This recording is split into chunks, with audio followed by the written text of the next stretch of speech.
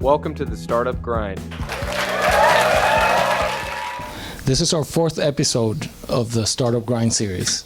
We host startup companies. We help them scale and grow, hopefully create jobs that way by them eventually getting out of here, the incubator, and moving on to becoming big companies. Today is the fourth edition of the Startup Grind for Lauderdale. There's 150 chapters of Startup Grind around the world. This is the fourth chapter in Florida. We're at the Innovation Hub at Broward College.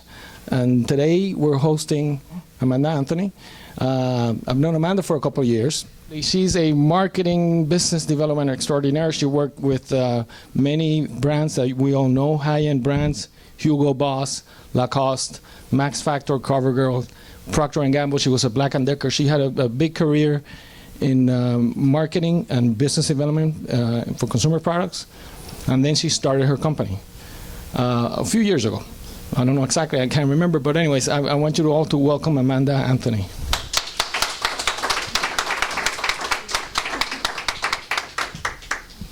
Bilingual.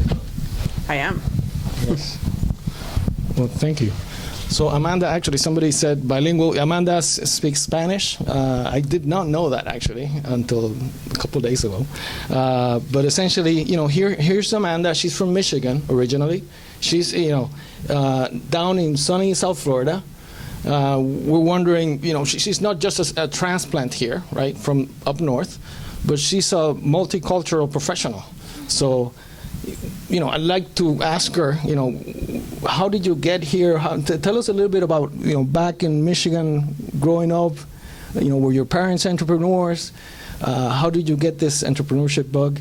And, we'll take it from there. And then hopefully we'll get down to how you made it down here to South Florida. Okay. Well, maybe I'll start with how I got into Latin America and then get to the entrepreneurship second. Okay. But so my name is Amanda Anthony. I am originally from Michigan. I grew up in the cold white north. My parents both worked in the auto industry. My dad was an engineer.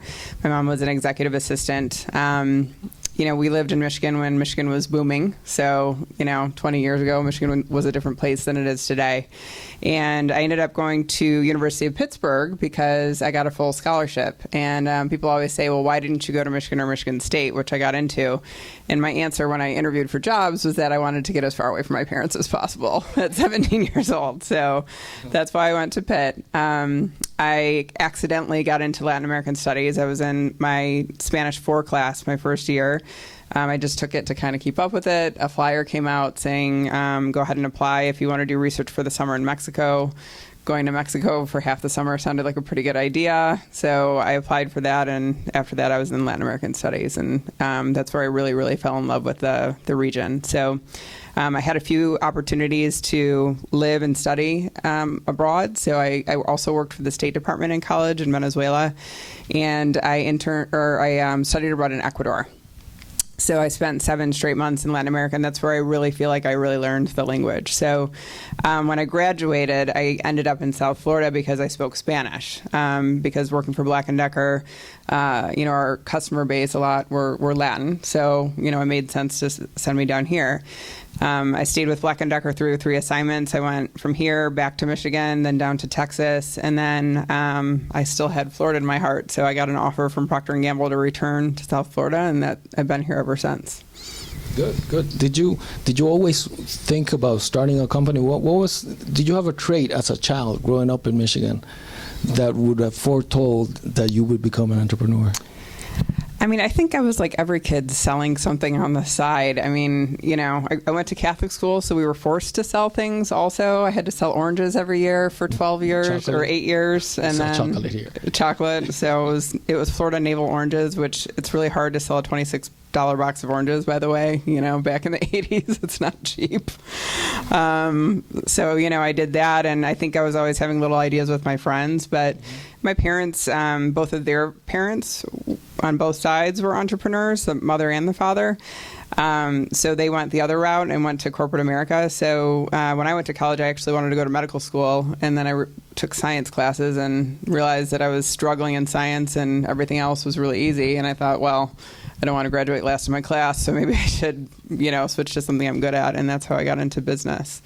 The entrepreneurial dream, I think, has always been on my mind, but it took me a lot of years and experience to get up the nerve to leave.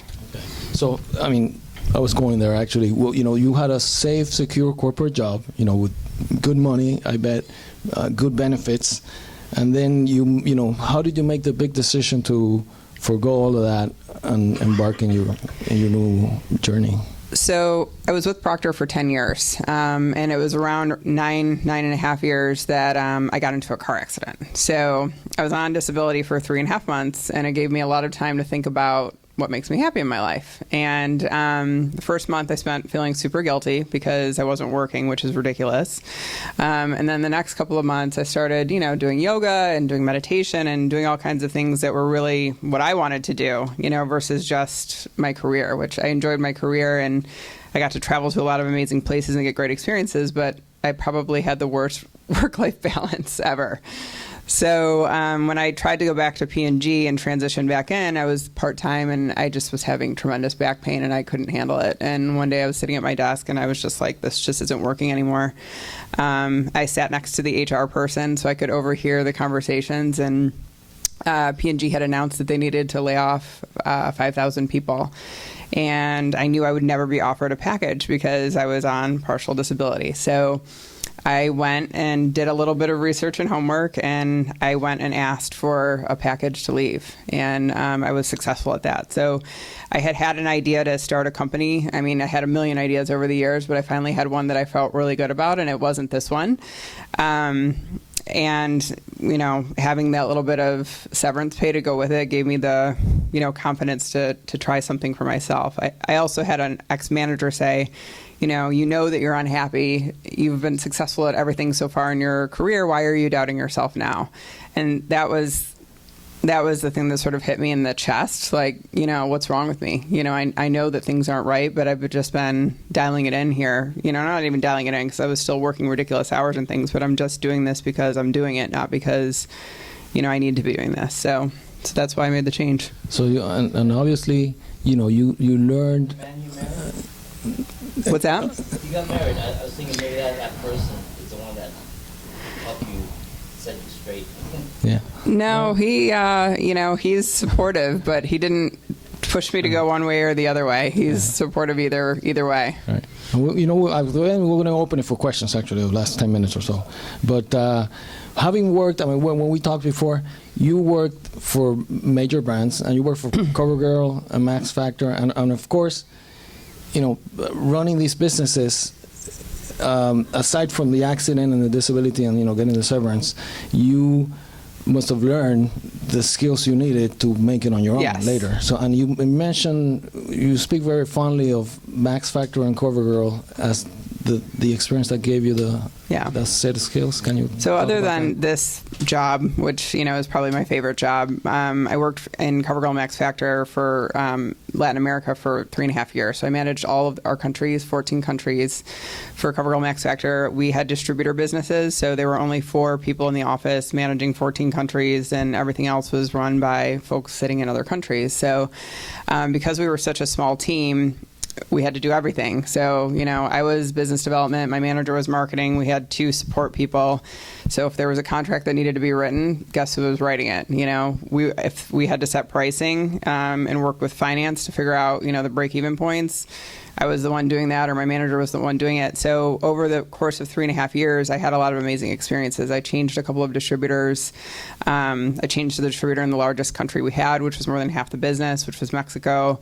I got to work with people from all over the world, and I really got a lot of general management experience that at the time I just saw as my job. Just sort of, you do whatever work needs to be done and you figure it out. But looking back, my manager really gave me a lot of skills that in the end prepared me to be on my own as an entrepreneur, because things change day to day, and if you don't have the resources, you're constantly reprioritizing and constantly figuring out, okay, what can we do with what we have, and who's going to do what, and let's move it forward as far as we can. Okay. So, and then having worked in business development is very different from brand management, and we talked about this. And having been around brands, even in business development, what made you go into like a service as a software, which is what you do now? Yeah. How come? I think a natural progression would have been, Selling put together something. another brand, Yeah. or sell something. How did you get into a service as a software, really? So my last assignment at Procter, I was managing Dolce & Gabbana, Gucci, Hugo Boss, and Lacoste fragrances. And the channels were airports, airlines, downtown duty-frees, border zones, cruises. And at the time, this is a few years back, I was seeing how much money we were spending to launch products. And because Procter is Procter, to launch any project, we've got a marketing budget, and we've got a business development budget, and we've got a trade marketing budget. And so you're seeing all these dollars going towards these initiatives and thinking, wow, we don't really know what's causing the consumer to even walk into the store level and make a purchase. And globally, only 1 out of 4 passengers walks into duty free, and then even fewer convert. So it nets out to about less than 6% of international passengers. And it varies by country and by mix of passenger going through the airport. So I thought, well, what if we had an app to let people know things that were happening at the airport? Because if I knew that there was a virtual reality machine in the duty-free store, or a driving game for the launch of Lacoste, which might entertain my kids, that might get me into the store. And so that's where we started. We started out with a mobile app, and then we've progressed and kind of pivoted from there. I see. So you found a need to pull customers in, basically, especially at the airport, just because of that experience with the stores. Okay, so was that the original idea? Because I know you've pivoted 2 or 3 times. The original idea was Fly Socially, and I think it had a name before that once we did an event, Globetrot, so we changed our name a few times. But the original concept was both shopping and social, so it was also about interacting with your friends and other travelers.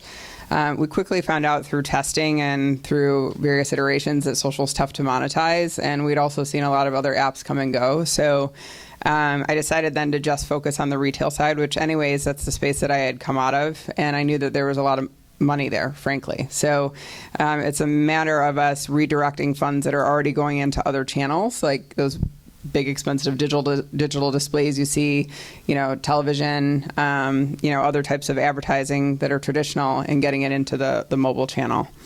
Okay. And then, of course, this is a software product.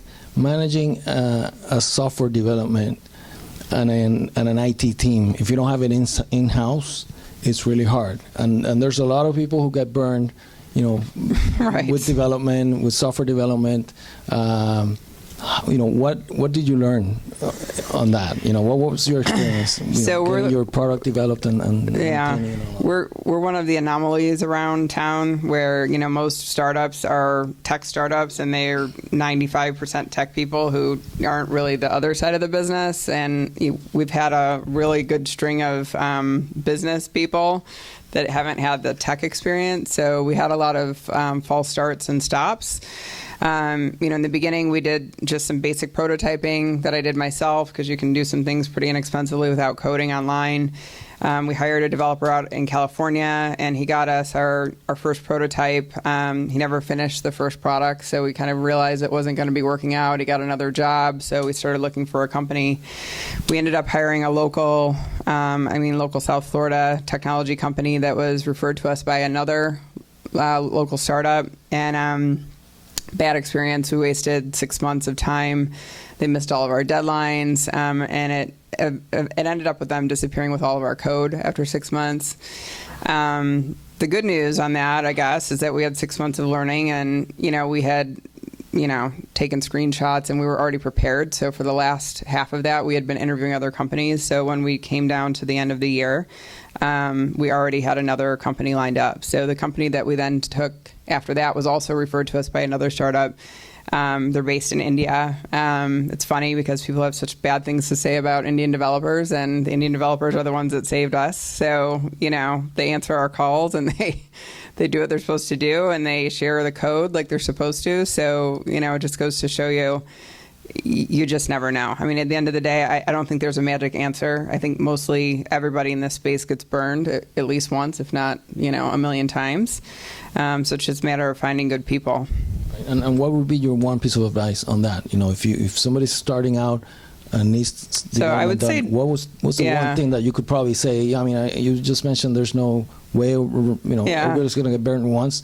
If somebody asks you, how do I not get burned once? I would say slow down a little bit. I mean, slow down and take all of the due diligence that you need to check out on people, I always felt all this internal pressure that I was putting on myself that, I've got to have somebody by this date. I mean, I've been working on this for this many months, and if I don't have this, then what are people going to think? And, you put these sort of arbitrary timelines out, and then maybe sometimes you're cutting corners to just move forward, and actually what you've done is made a poor decision that makes you go 10 steps backwards, which you can't see until months later.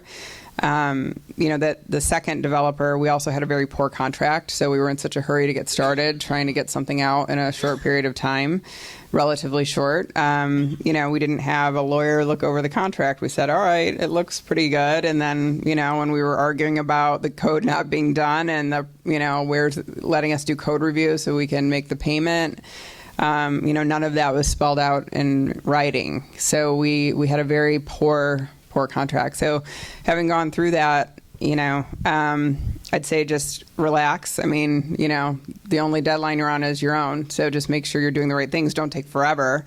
But at the same time, don't sacrifice important due diligence over trying to meet some deadline that you've set for yourself. Yeah, and that's I think, coming from the corporate world, where you get an HR department and you have a Right. finance department, you get everybody to solve all of these issues. When you go on your own, you think you can handle everything. You can handle contracts, you can handle... Right, and you start cutting corners. to. You kind of have to, because you're like the Right. one-stop shop. So Right. somebody's got to do the work, and then you're saying, all right, trying to be agile, just get a few things done, and, you start... And sometimes you have to. I mean, there are some things I can't be like I was in Proctor, having 5 people, approve things before they go out. But there's a time to be agile and, move forward, and there's a time to slow down and be careful. And then, of course, not having the team, right? Right. As an entrepreneur, when you don't get success right away, or you're not hitting your milestones, what is it that in your case makes you stick to it, right? How come you don't say, okay, you know what, I've been at this a year and a half, I could be making twice as much back in the corporate world. Why don't you decide that way? What is it that makes you stick to your goal? I mean, there's a couple things. So on the personal side, I'm happy. And that's one thing, looking back to where I was before I left P&G. I mean, I didn't realize that I wasn't happy until my accident, which is bizarre. But I felt like I kind of got hit over the head and was forced to clear my eyesight and see my life. I was never home. I was never seeing my husband. I was traveling all the time, even though I had this fantastic job and all these things. So I'm happy, and that's what keeps me going. I genuinely enjoy what I'm doing. I genuinely believe in the product and the industry. And then secondly, there's just so much opportunity. So, when you're in a space that's so underdeveloped and you can see multiple problems that need to be solved, I know that if this isn't the right business, that we can pivot to the right or to the left, and there's another business right there, because there's so many things that need to be done. I know that if this one doesn't work out at all, I've got like 5 other businesses that I could start working on, because the space is so underdeveloped. So that's motivating also. It's interesting to be in a space where, the competition is still, I would say, lower than some other industries, because travel retail is kind of niche. And there's very few people that bridge the gap between travel, like the airline, booking, car rental, that side of the business, and the retail side. So the travel retail, the concessions, the restaurants. And we've been able to find a spot there in the middle where we're trying to marry the two to start working together. And that puts us in a really small group of people globally. And you don't, from the last time that we spoke, months ago probably, to when we spoke earlier today, your company was already different from Right. what I thought it was, Right. Can you talk about it a little bit? I knew you had the beacon technology and people would come into the airport and get, Right. can you talk about that? And then you're now doing the content Yes. distribution. So So when we went live, we were just a mobile app, basically, and it was pretty easy to get big companies working with us. Well, we've been working with the Absolute Vodkas of the world, and, we'd worked with L'Oreal, and, all these big companies were like, yes, we need to be doing something. What we found was when we went live, it was tough to convert all of these guys into paying customers. So why? Well, we're bootstrapped, so we didn't really do a big launch because we didn't have the funds to put behind major marketing initiatives. So we were kind of stuck in this chicken and egg thing where we needed really compelling content to get people to download the app and use the app. And then we needed the downloads and the users to convince the advertiser to come in and work with us and pay us. So at the same time, we were realizing that the folks that were beta testing with us were taking forever to turn around the content. So sometimes it would take, 60 days to get a campaign up. And sometimes it's halfway into their live campaign in the stores. And we've realized, why? Like, what's happening here? Well, in the industry, they're not spending money really in this channel yet. So it means they've got to go back and internally sell this to their finance people. If they want to do, a full holistic campaign, they may have to hire 5 companies. If they want to do beacons and geofencing and a mobile app and create the content, you start adding it up, and this is 4 or 5 people. And oftentimes it's one person running the whole, America's region, Canada, Argentina, for 8 brands, for all of travel retail, all the airports, and then sometimes they have domestic market, Latin America too. So all right, they don't have the resources internally to do this. We're not really solving their problem. Like, what we've done is given them something that they'd like to do, is be in this digital space on mobile, and we've given them an app, and this fits with their strategy, but there's an execution gap. So we said, all right, we can take some of the complexity on our side. We'll start working with beacon companies. So that was the first thing that we did, was integrate beacon technology. So when you walk into the airport, you might get a message that says, hey, welcome to the airport, don't forget where you're parked. And that could be, sponsored by Starbucks, for example. So beacons was the first thing that we added in, and then we started looking at, other services that we could offer. So the creative services, the actual campaign development is one, so we can truly do end-to-end solutions.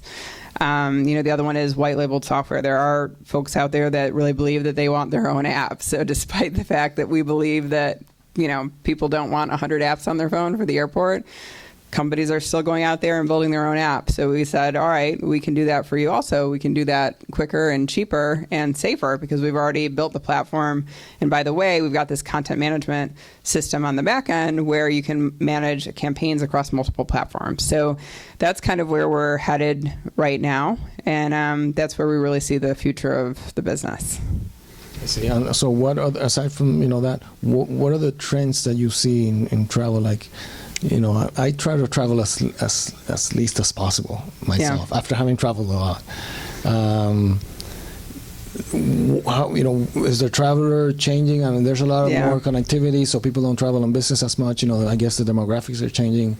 There's more families maybe on vacation than, where do you see the opportunity based on these trends? So I think the millennials are going to be the big game changer, and they are already game changing. It's like everything else. At the end of the day, within the next 5 years, they're going to be the majority of the population traveling, and they're already pretty high up there in there. So, millennials are more than half of them would identify themselves as a content creator. So they're creating their own video and sharing it. They're taking their own photos and sending them out to their networks. They're writing their own blogs. They're writing their own content. So this is very embedded into their culture. They're also technologically dependent. So a lot of people think that millennials, by definition, are technologically savvy, and that's not necessarily true. Some are, but not all are. But they are dependent because they've grown up with the device. So they're even more connected than the average traveler in the other generations. And then finally, the way that they interact with brands and the way that they expect to be treated, when they're being marketed to, is different. So millennials are very interested in social issues, for example, so they're more willing to spend more money if the product that they're going after has a social cause behind it. If it's a social cause that they particularly believe in, they might even buy something that they weren't planning to buy. So their buying behavior is very different than the Generation Xers and the baby boomers. And they also want to be entertained by their brands. They want relationships. They don't want it to feel like a superficial one way, I'm being told what to do. So That in travel is huge, and that's really, that's who we're poised to talk to. We're talking to the consumer who wants to have an interactive experience at the airport, who wants to have some fun while they're waiting for their flight, and doesn't want to just sit there, angrily miserable after the next delay, just waiting to get to Cancun. I mean, they want to do something. So whether that's social, whether it's a contest, whether it's an interactive campaign with a brand, that's where we see the big game changer. And you mentioned something that I've seen a lot lately. Everybody talks about brand loyalty and how, and that's the bottom line in brand management.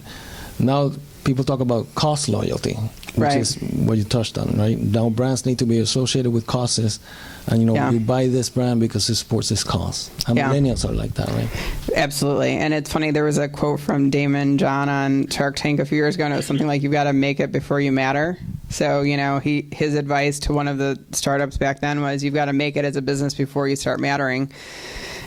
Which I agree with an asterisk, because if you start Googling this online, there are a lot of companies that have come up in all across industries in the last 5 years, started by millennials, that from the very inception of the company, the cause that they support is embedded into their brand DNA, and it's embedded into how they go to business, and it's embedded into their revenue model. So, I'm still old school. The numbers still show that you've got to make some money and make profits before you can start really making a huge impact.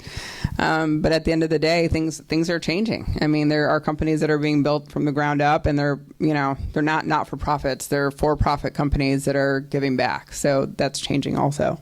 So if for anybody out there who's young, you see a lot of 20-year-olds, 22, 25-year-olds starting companies and solving problems that they perceive exist. Yeah. And they come to, people like us, and they ask for advice, and we're like, okay, I don't know if, this is not the way we behave, right? In terms of the need for this. So what would be your advice to somebody who doesn't have a lot of experience, who wants to start something? So my advice is always the same, no matter what the age or experience, and it's just to test constantly. So, I mean, it's test, talk to everybody, ask questions, listen. You don't want to be running all over the place when people are giving you feedback, but you've got to pay attention for trends. You can't be so stuck on an idea like, this is what I'm building and this is what it's going to be.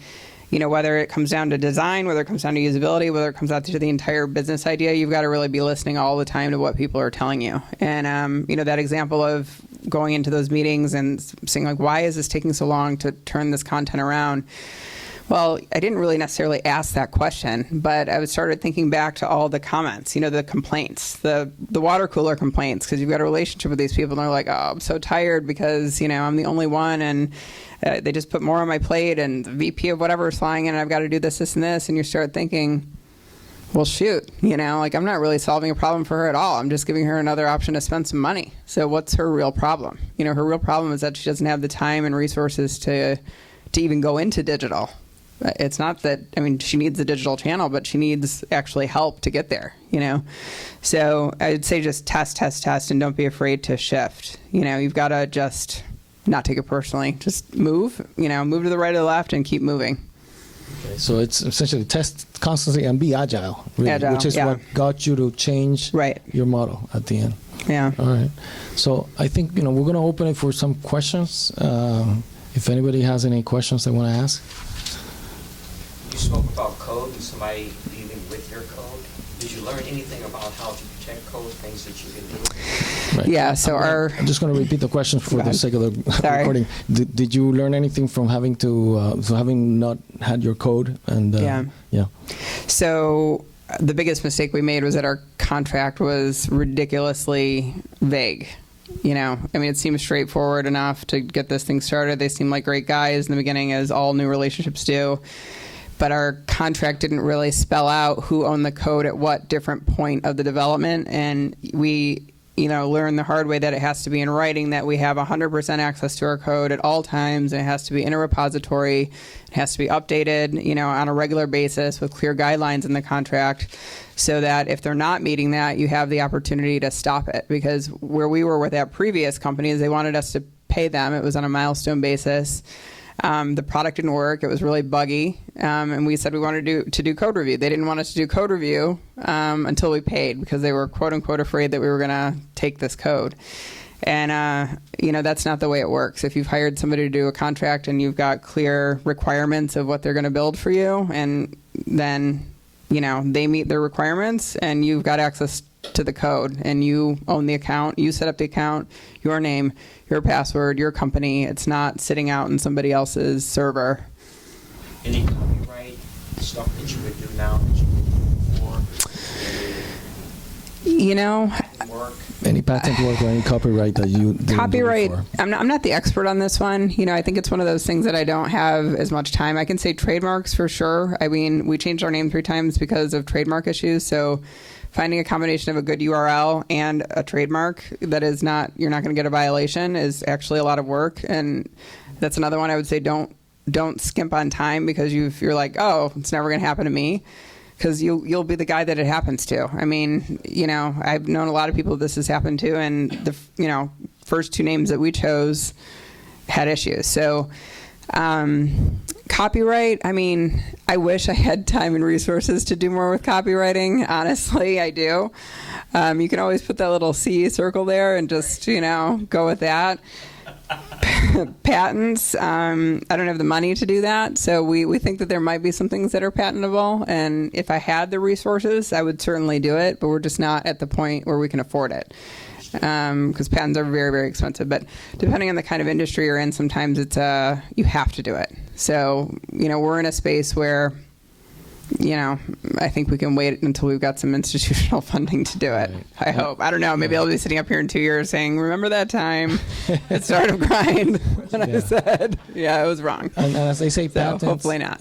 As they say, patents are worth the amount of money you have to defend them. Right. Really. Right. It's the same with all of them, trademarks and copyright also. All same right. thing. So, Geraldine, you had a question. Yeah, you just alluded to it a little bit. My question was going to be, what have you done for money during this span of time that you've been working on this?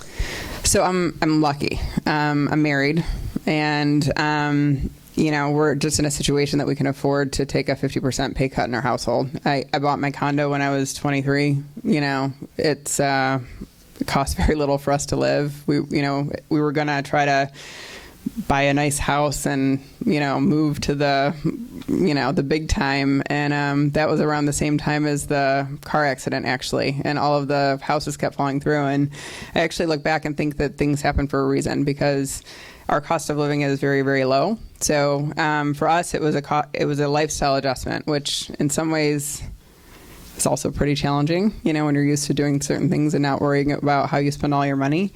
But, we're using savings, and we're not taking as many vacations, not buying as many new things, Right. So actually, I'm going to add something to the 2 things you mentioned. Test constantly, be agile, and live beneath your means. Right. Especially if you're starting out. Right. Guess. Okay. Yeah, and I thought that I actually, in corporate America, they always say, spend it as if it's your own money. And I prided myself on this. I'm like, I'm pretty cheap. Yes, I would fly coach, or I'd take an extra hour longer so I could save $100 here and there. Not until you're on your own do you really spend it like it's your own, when it's coming out of your bank account every month and you're seeing the balance going down, down, down. You're like, okay, now you're all of a sudden asking favors from people, and how can I get further with nothing, essentially, Okay.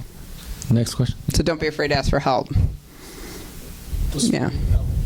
Do you have a partner? Do you have partnerships? So I am the sole founder. I have my CIO. His name is Peter. So he's been with me about 1 year and 9 months now. He came to me around the same time that we switched from that second to third technology company. One of the challenges we've had is holding on to good people, because we can't pay right now. So I've had a few very strong teams that have come and gone, and we've paid them, or they have equity in the company now. But mostly people, a lot of them need cash up front. So the good news with Peter is that he's retired. So he's, in a situation where he can wait for payment, and he can do this because he likes to do it. So we're also kind of non-traditional. So like, as far as average age in our company, sometimes, and the other guys that are helping out, we're trending on the high side. So we're in the 30s, 40s, 60s, you know. It's good. That's actually the old generation helping Yeah. the millennials, right? Yeah. And And then our interns are all, of course, very young. Yeah, that's an interesting thing. You mentioned you have interns, and they're in Pittsburgh. Right. So we have had a lot of interns. Probably, I was saying I would estimate between 20 and 25. I'd have to go back and go through all the history. But I constantly have job postings going at schools. And I don't know why, but I have really good luck at University of Pittsburgh, which is my alma mater. So for whatever reason, I get good kids out of there. They follow up. They're good quality on the whole. And we've had remote interns across all the functions. So technology, finance, marketing, sales. We have had some local ones as well. So we've had Miami-Dade College. We had FIU. We had someone from Florida State. But we've had a tough time getting students down here. So, I'd still put up the postings. But I would say on that, if you're disciplined and you can manage a regular communication cycle and a clear, way to manage someone remotely, don't be afraid to go outside of Florida. Do you think that? No, and to comment on that, I mean, you get mixed feelings from everybody, and it really depends on the market, but it's a lot of work to have an intern. I mean, unless you're getting, I don't know, the genius, the top echelon kid who already started a business or already had some big experience, you're spending a lot of time teaching. So I believe that we give a good experience, and we give a lot of value, and we give a lot of responsibility because we're a startup. So they get responsibilities and experiences that they wouldn't have in a normal internship.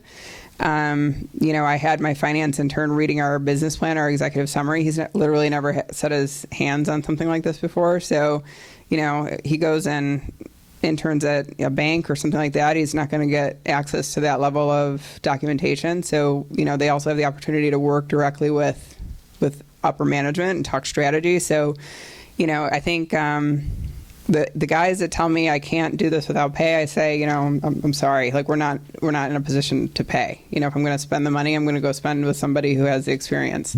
But I like giving back, and it solves a problem on both sides. They need experience to build their resume and get a good job when they graduate, and we need inexpensive labor and people that just want to roll their sleeves up and do good work. Any other questions?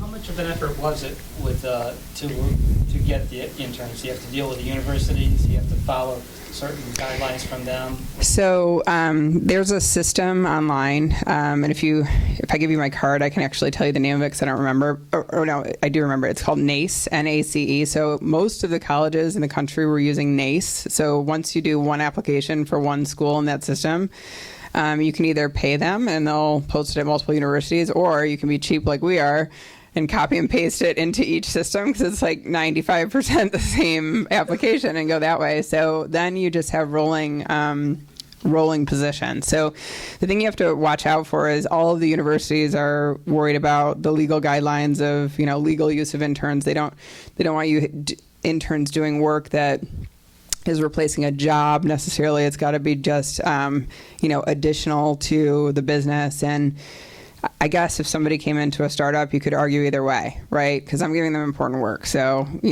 but on the other hand, if they weren't doing it, nobody else is lined up to do it because I don't have anybody else lined up to do it, nor do I have the means to pay anybody else to do it. So, I think if you give good experience and you talk to the universities, the ones that push back, you can get through. If they push back and they don't want to work with you, then you go find the ones that will, and we have a couple down here that have pushed back. Just don't waste my time applying there anymore. And then, the other ones that work, we keep going. So even with Pitt, like there was a leadership change and the girl came in and she started asking me 100 questions and I wrote back, I've hired 10 interns from Pitt in the last, X number of months. And I got it. I'm so sorry. And I wrote also, and I'm an alumni. I'm so sorry, blah, blah, blah. So, you just you get a couple of good success stories and then you've got something to show them. Okay. Anybody else? I'm an operator of medical tourism operation. Your expertise is marketing and sales. Mm-hmm. What do you suggest in marketing and advertising my business? So I'm actually bringing to the table Panama tourism. and medical services, which is dental work, cosmetic surgery. But also, I've decided now to integrate Miami as tourism. So now it's called Extreme Adventure Panama Miami. So they not only go down there for a vacation or whether they can invest in Panama because of the security of the canal, the interest of the canal. So I'm dealing with tourism. Right. So I guess the question is, those products that he's talking about, is this a channel in which it could be advertised, for example, right? Medical, because people go to the airport, medical tourism, I see. extreme adventures. That's is that something that could? I think it could be downstream once you're established. So we also don't have a ton of reach yet, so we probably wouldn't be the ones that are helping you get new clients in. We're always looking for other companies that want to partner, so co-marketing back and forth. So once you get everything established, that could work. Going just general marketing advice, I would say the more narrow you can get your target down, so you can focus. That's the best thing you can do. So you got to figure out who are your top 1, 2, 3 targets, like in terms of age, income, what do they do for a living, how many times are they vacationing, what types of vacations do they do, what activities do they do, and then you build your marketing campaigns around those target audiences, and everybody else will kind of just bleed out. Like you'll get them, as a result of focusing on those 3. Or 2, whatever it is, and then align yourself with organizations and companies that are hitting that specific demographic. So, like you had mentioned, the airline, they have a lot of data about consumers. So if you know exactly who your target is, and you can go to the airline and say, this is my target, and they can go into that database and help you match, your services to that target, and they can get a piece of it that's interesting for them. But just kind of a blanket idea of the tourism. It might be hard for somebody to conceptualize if they're in the wrong, if they're not your target, essentially, for whatever reason. Okay, so I think I want to thank Amanda for being here. I know you we have a big incubator here. We talked earlier. I wish you could move in here at some point. We'll talk about that later. But I just want to on behalf of us here, thank you for being here. How about buy 1 month get 11 free? Well, right. The reverse, yeah. Okay. So, anyways, thank you. Thanks for coming. Thanks.